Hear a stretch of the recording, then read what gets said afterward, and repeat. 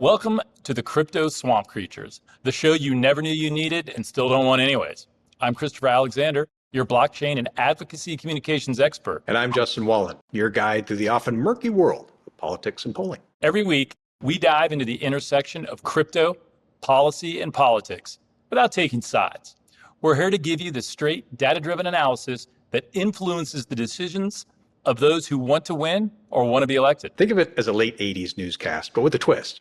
We bring you the serious stuff, but with a dash of sardonic wit and just a hint of irreverence. So whether you're a crypto enthusiast, a policy wonk, or just someone who appreciates a data-driven approach, this is your place. We bring you both sides, weigh the impact on crypto, and then we share what we use for show prep every week on our Medium. So remember, no one is as smart as someone who agrees with you. And now get ready to enter the no swamp zone.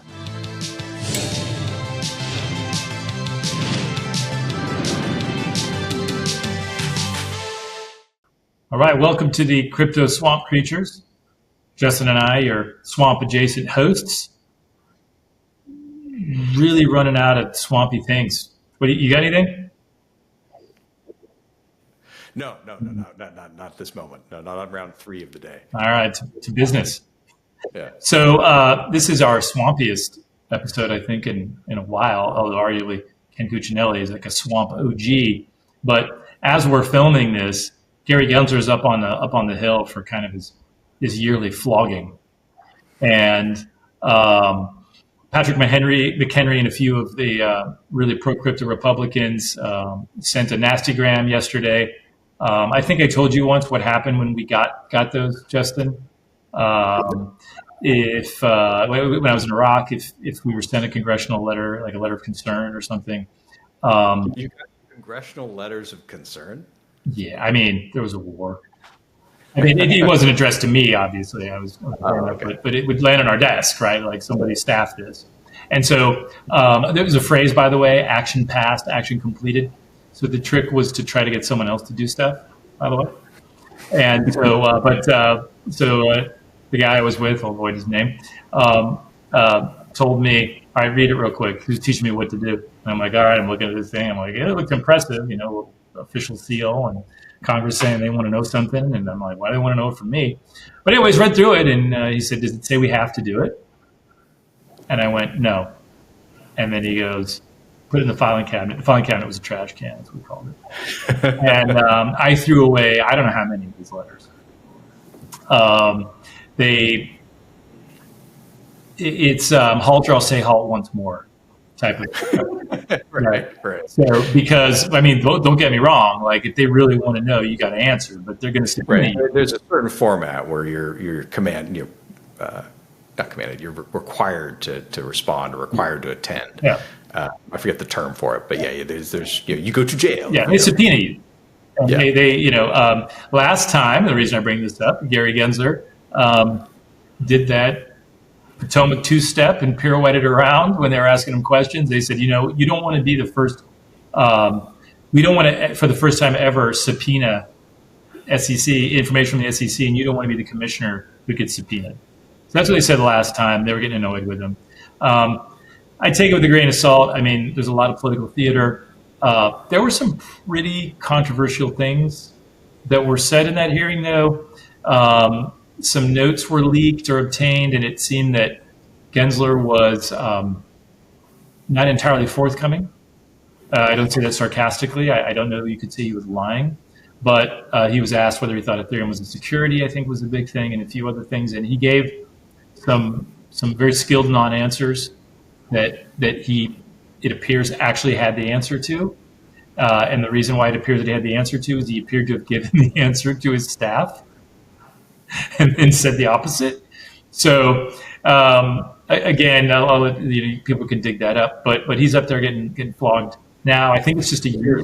Just to be clear, forgive me for being dense. He gave a clear answer to the question internally. That is, he did.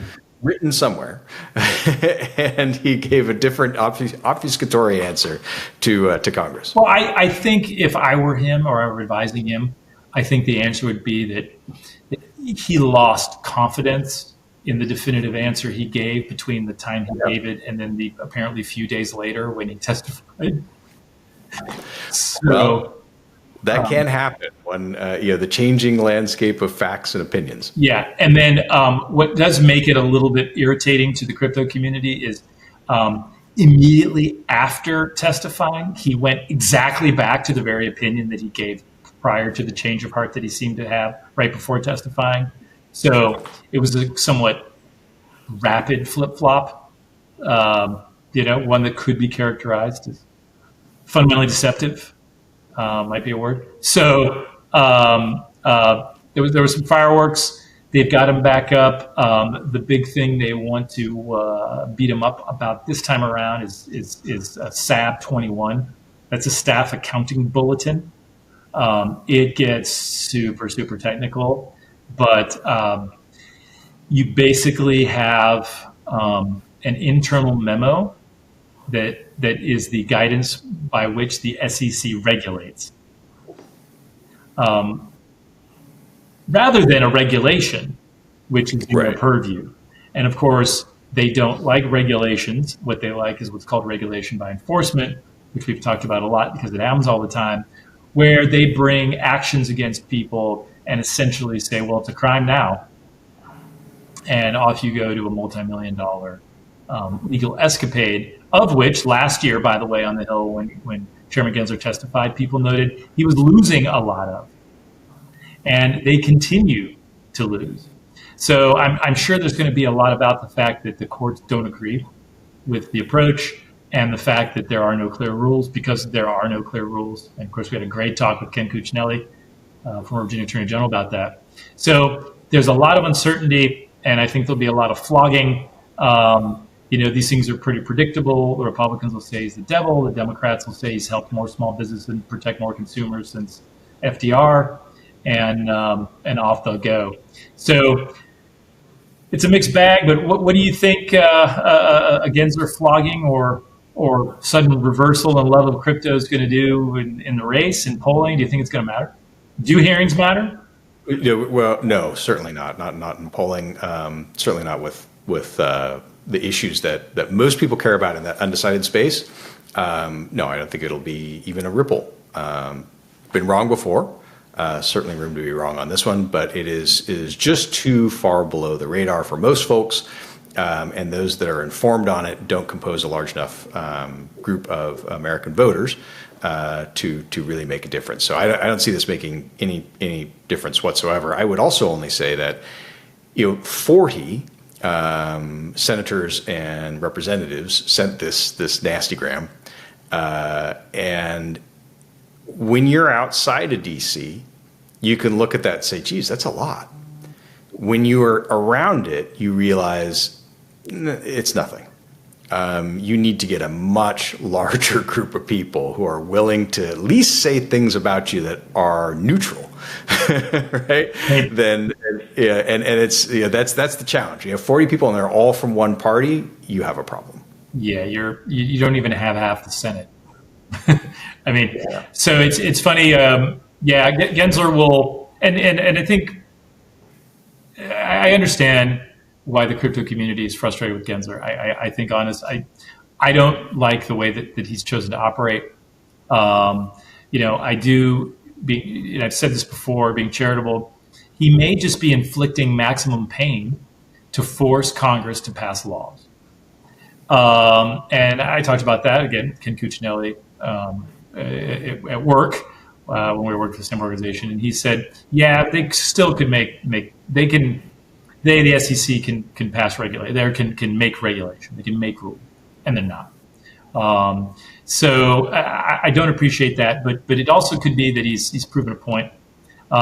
There's even as you move into more tinfoil hat conspiracies, there's arguments that he's actually a big Bitcoin fan.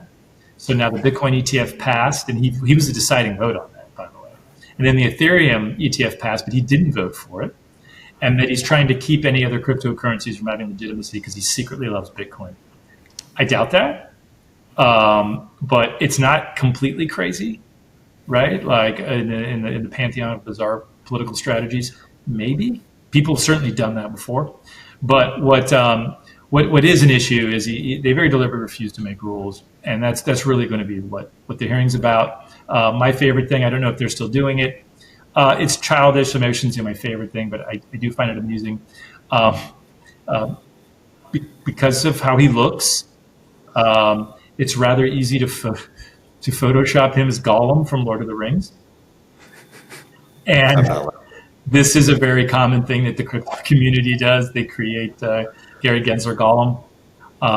I am very curious to hop on the cyber transom later here and see if, in fact, they're Gary Gensler. They also like to portray him as a clown, like kind of like Ronald McDonald, another popular one. So, there'll be a tempest in a teapot, I suppose. I will say there is a value to these hearings, even when you know what everyone's going to say before they say it, and that is you pick off one or two people. This is a game of inches. You persuade one staffer that it's maybe not half as bad as they thought, and they get to the boss. So you're picking off members of the herd slowly but surely. And these hearings absolutely are part of why the Bitcoin ETF and the Ethereum ETF got approved. It's a long, slow, painful, expensive game that you play. Technically, Gensler's that's more of a regulatory, function of government, but these hearings in general, they do move things. By the way, the other crazy thing that happened out of last year is two people. And, they weren't activists. I presume they were lobbyists, but they were with Stand With Crypto. That's Coinbase's big pro-crypto group. One of them had a Stand With Crypto sheet that she held behind Gensler's head while he was testifying, and the other person kept turning their phone on to show the logo.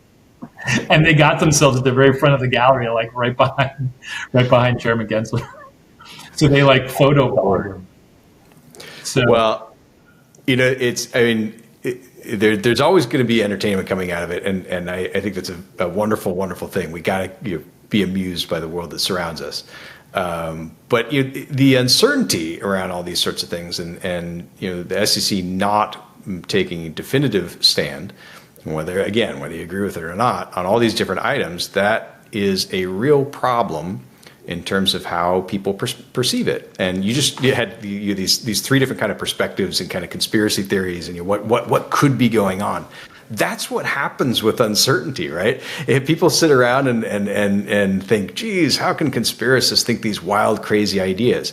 Because there are no facts to fill the void, or the facts have been discredited in some way to them.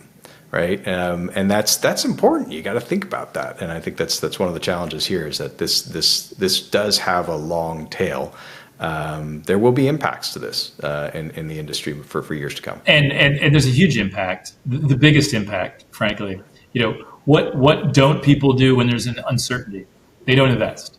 They don't invest. There's no innovation. The crypto industry leaves the country. It's a multi-billion-dollar industry, and it goes abroad. The blockchains I've worked with, they're Swiss entities now because there's a lack of rules. So rule for, rule against, but you've got the worst of all worlds right now because industry can't figure out what to do. And that means you're choking off all sorts of innovation that can be occurring by doing this. And, the biggest aspect of cryptocurrency, I think it's overlooked. People focus on the coins and what they trade for and all that, and I get that. But it's the underlying technology that's so important. When you have distributed nodes that are running on people's computers, you're creating these supercomputers. And now you don't have to spend 10 years at IBM working as a data scientist with Watson, right? What solutions and technological solutions can be applied to science, engineering with supercomputing that's cheap and affordable? Those are the sorts of things that we're choking off. That's absolutely right. There's much more beyond the sparkle and the headlines, and it's meaningful, foundational stuff, literally foundational stuff that is being unnecessarily subdued. Some kind of clarity is important. Yeah. So you're probably going to see them. You're going to see members of Congress say that 6,000 times. And you're going to see Gensler basically refuse to answer because he's got a strategy that he's chosen. He's implemented policy, which is to not implement policy. And let's just remember, this is, I know this is simple, but let's not forget, he is in the world of regulation and able to world in a world of murkiness and doing it in a particular way because Congress, which has the purview of passing law belongs to Congress, not regulation, law. If you really want to change the world, you go to Congress. And you don't make memes of Gensler. You don't hate Gensler. you can take a legal route, and that's expensive. That is absolutely a good route to go if you have those deep pockets. But that is not the ultimate route, and regulations can change within an hour. Congress enacts laws.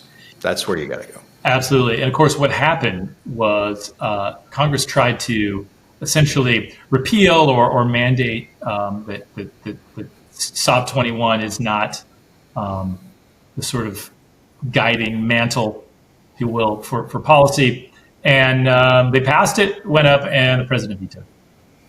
So that was an interesting bit of politics. And Maxine Waters has generally been very anti-crypto, actually backed off and said, I think it's the unbanked that she's the most interested in, underbanked. But right. She agreed, she's like, I'm not voting for it, but I won't get in your way this time. And that was really momentous. And I get it. You want to hate the side that doesn't agree with you or doesn't get what you want done. But that's not how politics works. It's about giving something up to get what you want. And, I think the crypto industry is still kind of learning that uncompromising, unyielding is a great way to sit at the little kids' table at Thanksgiving and they can be taken seriously. Yeah, you'll never get hurt. That's the challenge with it. And it's a lot like a legal battle, right? A successful one is where both parties leave equally happy and equally unhappy. And you have to give up things. I think it's the fundamental nature of our republic. Yeah, absolutely. Depends on the day. Absolutely. Well, that's going to wrap it up. The next episode will probably have some kind of Gensler bashing. We'll see.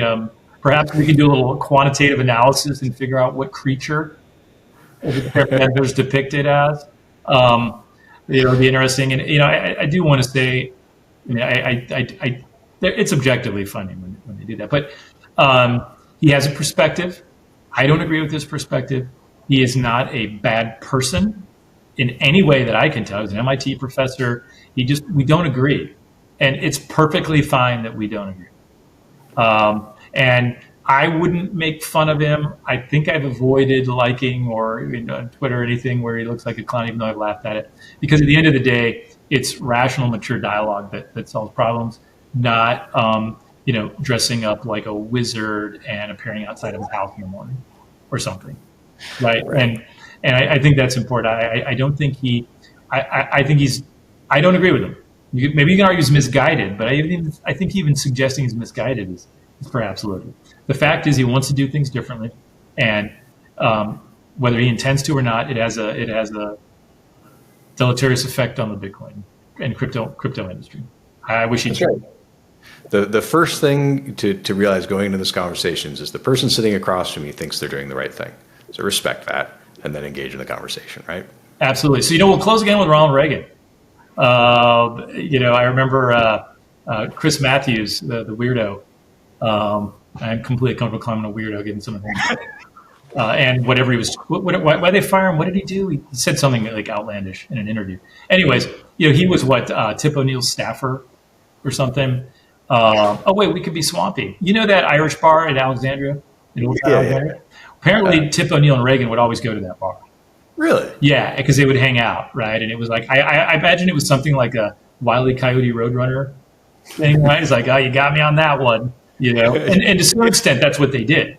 I'm going to get you next time. Tip O'Neill was the Speaker of the House at the time, and they fought tooth and nail. Apparently, it was like State of the Union. I guess there's a whole ceremony of kind of making the president wait like in the cloakroom and a bunch of things to show that a president is an imperial that they've had forever.